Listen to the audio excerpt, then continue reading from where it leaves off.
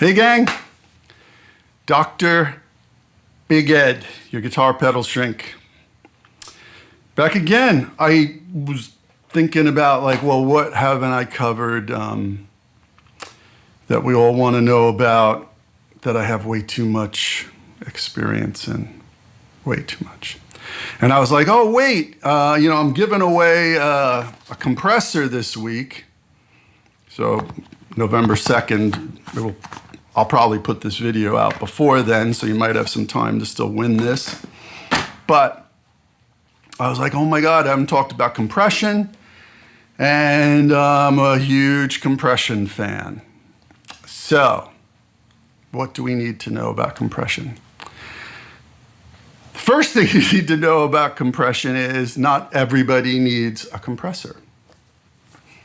Why is that? Well, do you use a lot of gain in your signal? Do you have multiple gain stages? They have a lot of compression. Fuzz has a lot of compression in it. Most overdrives are pretty compressed when you get above 25%.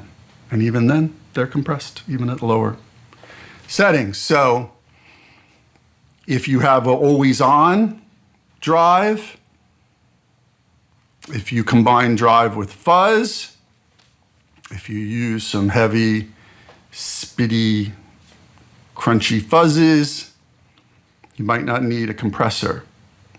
As much as I love compression, a few years ago I was doing a session in London and I didn't have a compressor on my board at that time. And I remember going into the session going, oh man, because I play slide, I always have a compressor. Well, guess what? That was some of the best recorded sound I ever got. Now, that doesn't mean there wasn't compression in the signal, because I had some dirt and I had a preamp in there as well. So there was stuff going on, and it just so happened with the particular signal that I was using and the amp I was going into, it worked out beautifully. So when do you need a compressor? Well, so if you're doing really jangly stuff, this will be obvious stuff for most of you, but this is just from my experience. If you're doing really jangly stuff, it's nice to have a compressor to bring the highs a little more in ratio to the rest of the signal and to tighten up the lows. If you're doing country chicken picking kind of stuff, which I never do, but that's how they get that sound. They crank the compression up and it squashes it, but it does a really cool thing. So just like anything else, compression is an effect, and you can use it as an effect in that manner. If you got how do you think the Byrds got that kind of chunky, jangly 12-string sound on McGuinn's 12-string electric? It was compressed. Now, that was a studio compressor at the time, but they make compressors that do that. So those are two of the examples where you might need it. If you have a lot of effects in your chain before your dirt, or if you place your compressor after your dirt, that might be a cool thing. If you're doing a lot of ambient swells and whatnot, it kind of keeps everything, again, because compression, in keeps it all tidy for some of the more modulation, delay, reverb effects down the line. It's not so, out of control, and it's got that sweet kind of controlled vibe.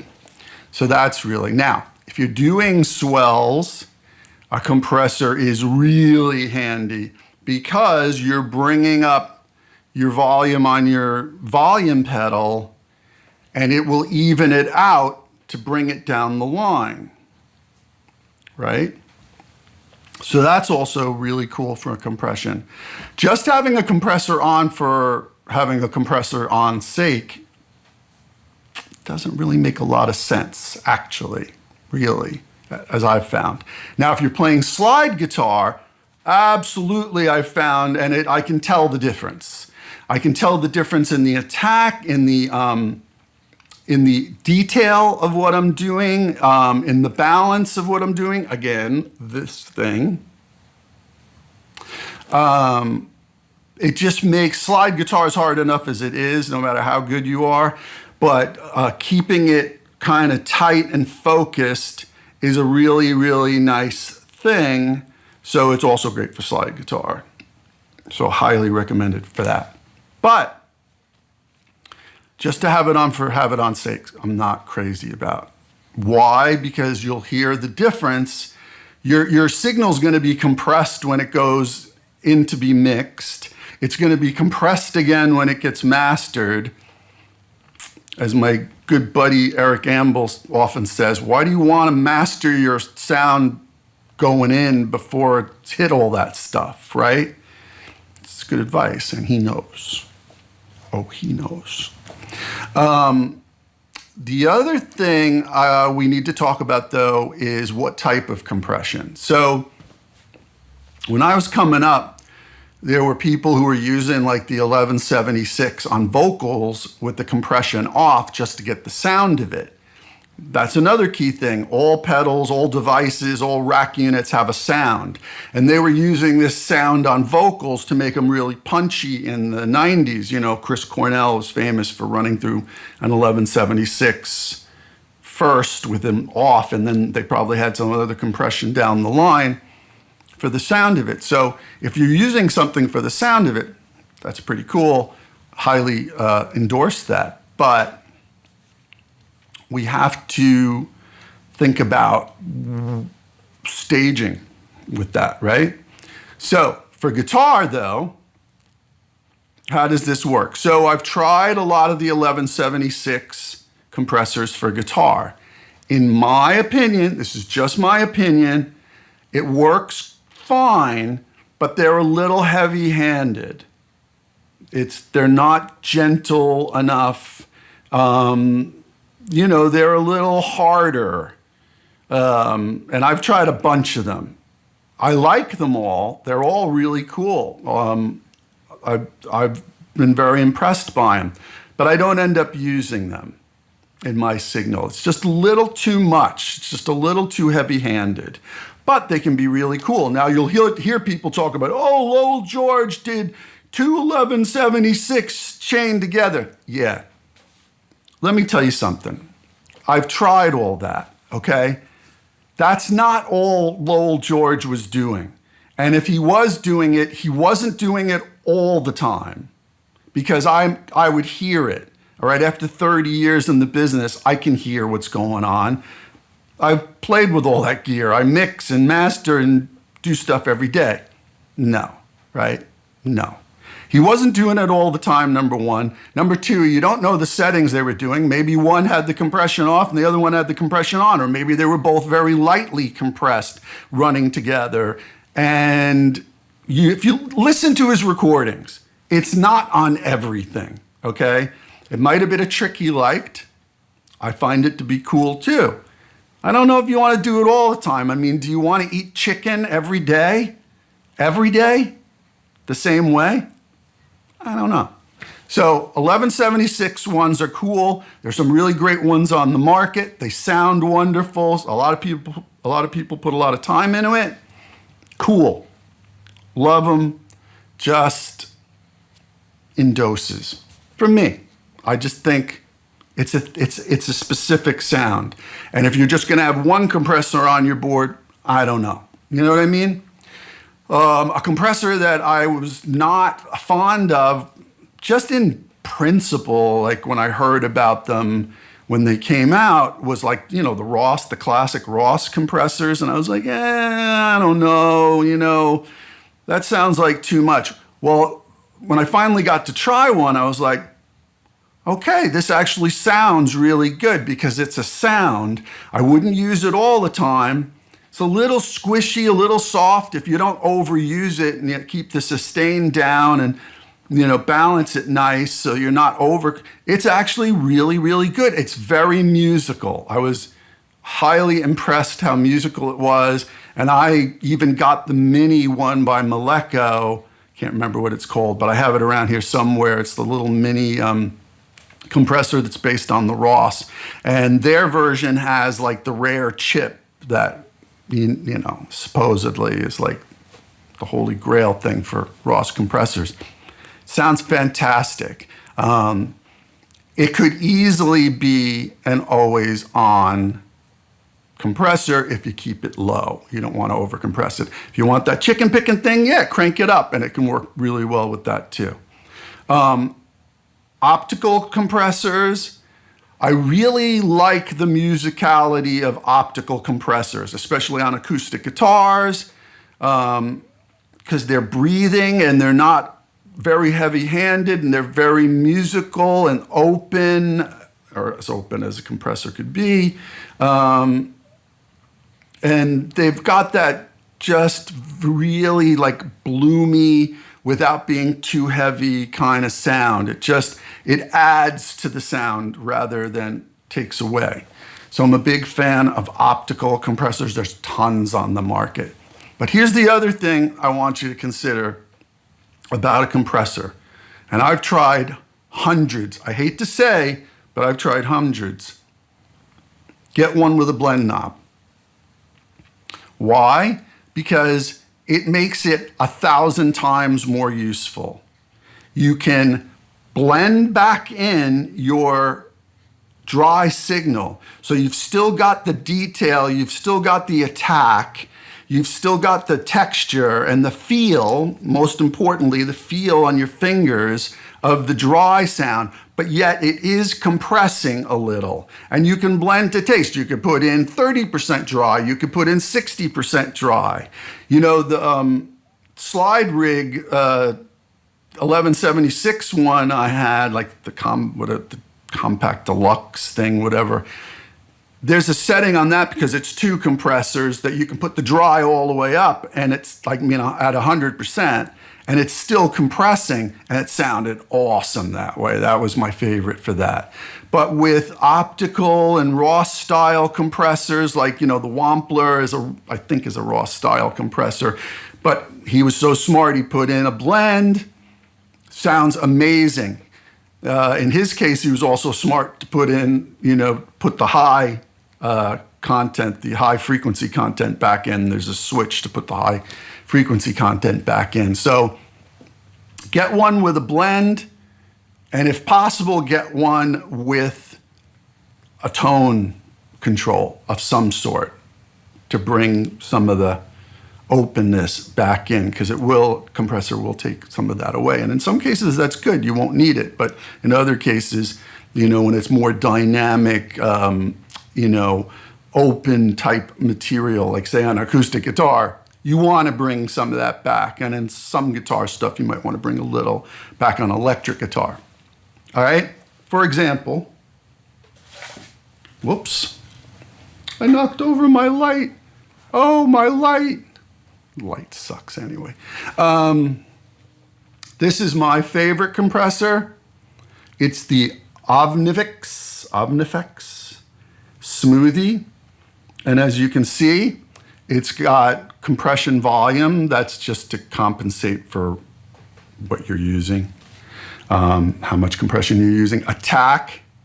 Attack's very important. If you can get an attack knob, which is how soon the compressor grabs onto your signal, you'll find your tone will be better if your attack is slower. But on more dynamic material, like percussive stuff, you might want it to be faster. Sustain is amount of compression, tone knob, and most importantly, direct. Now with this device, this is the guy that had the compression website, the compressor pedal website. He ran it for years and then decided, okay, I've collected all this amazing information and I know all this stuff. I'm going to design my own pedal. It's a optical compressor, and it's flippin' fantastic. This is my always on because it always makes my signal better. It's amazing. It's amazing. But there are others out there. This just happens to be my favorite from years of trying one. There's no one answer. Every rig is different. So if you can, try some. Try not to buy them. I know stores right now during the pandemic are really hard, but, or ask questions below. I'll answer them. One more thing. Before or after dirt, right? Now, here's the simple way to look at that. If you put your compressor before dirt and fuzz, it's going to kind of implode that dirt, the drive, the fuzz. And what I mean by that is you're compressing, and then that compression is pushing into the drive or the fuzz. Now, that can be cool because and it will kind of create more of an exploding, blooming sound in your drive and fuzz.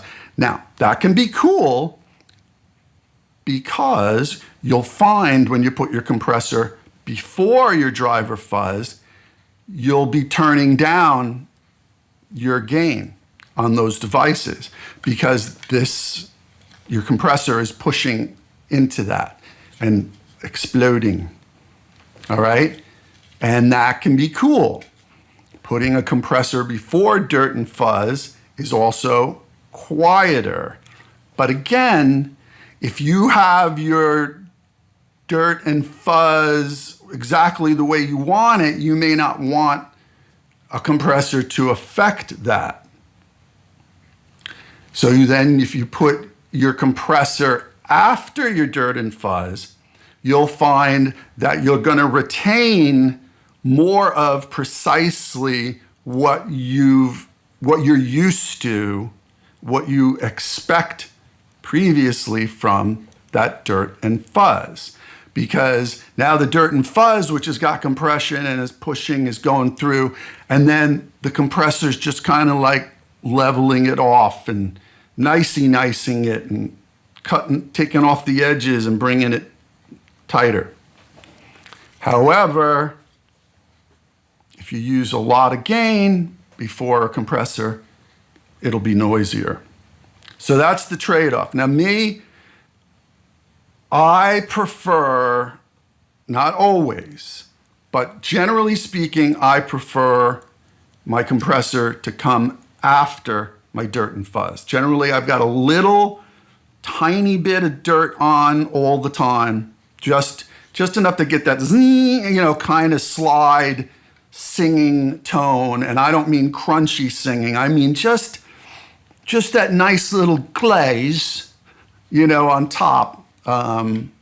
It's kind of like having a Klon on with the gain at like 9 o'clock.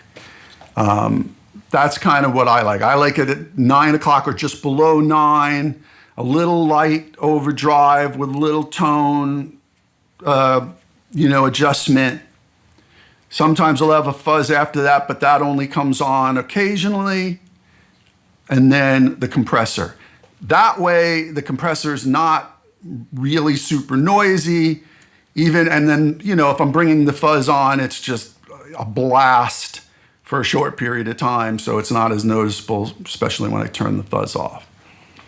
But if you're using more gainy sounds, I would say from 50% up, maybe before your dirt and fuzz, the compressor will make more sense and will be quieter. Okay? So I know I can't cover all compressors and all types. There's many, many more out there. And like I said, I've tried them. God knows. My wife knows. I've tried them all. But so if you have any questions, just ask below. Happy to answer them. We can diagnose things for you. And maybe you don't need a compressor. You know, I like having it. I don't know that it needs to be on all the time. And when I do leave it on, by the way, the last thing I should say is very, very rarely do I go above 2-to-1 ratio on a compressor. And usually, like for instance, let's see here. I'll put this the way I would do this. So that's basically, without double checking, pretty much what my settings would be. The sustain is pretty low. Okay, that's like 2-to-1, 2.5-to-1. Sometimes I would go to 3, but rarely. Why? Because I want it to breathe. I want my signal to breathe. Like I said, one of the best recorded sounds I ever got was without it, but I was using dirt. And the attack, letting the attack, breathe a little bit so that it's not like, if the attack was here, it would be compressing like right away and crunching. So, I put the attack up to there, I think. I put the tone, I open up the tone a little bit. I put it at like 2 o'clock. And for this pedal, my direct signal is a 50-50 blend, which we all know is called parallel compression. Because I'm from New York, we do parallel compression, all right? So, that's important. I rarely go above 2.5-to-1. If I have a compressor that has the numbers 2-to-1, 3-to-1, 4-to-1, it's on 2-to-1. Rarely go above that. And I let it breathe with the attack. If it has release, I let the release try to be as fast as possible, but it depends on the instrument and the signal, and that you can just have to play around with. If it has a level meter, you can watch how quickly that rises and falls, and bring a little tone back in and have a little blend. That's how I do it. It's not the right way for everybody. Some people like 100% compression all the time, like it squishier. It just depends on the style of music you're playing and the instrument. Every instrument is different. On acoustic, sometimes I would go up to 3-to-1 on an acoustic because it's so dynamic and there's so much harmonic content to try to control the sucker. But I still would try to let it breathe. I might have the dry be a little bit less, but generally I try to be about 50 to 60%. And it works. It works. And it also records better, which is the main thing. Okay? So if you have any questions, post them below. Try to answer them. And if there's any specific compressor you want to hear about, I'm sure I've tried it. All right? Till next time, peace.